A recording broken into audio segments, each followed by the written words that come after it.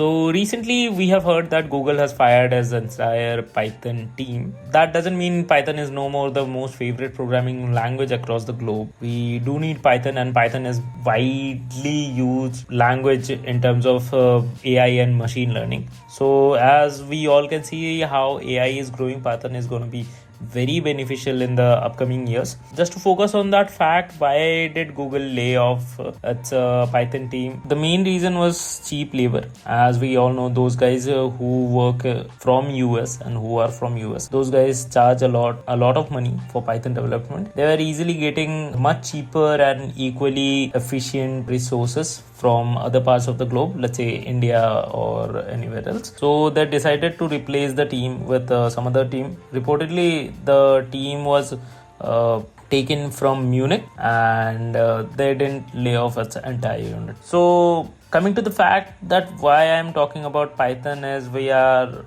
going to launch a new Python series. It's going to be very beneficial if you're a beginner and you want to learn about Python. So we would try to cover all the topics. So let's see you on the other side.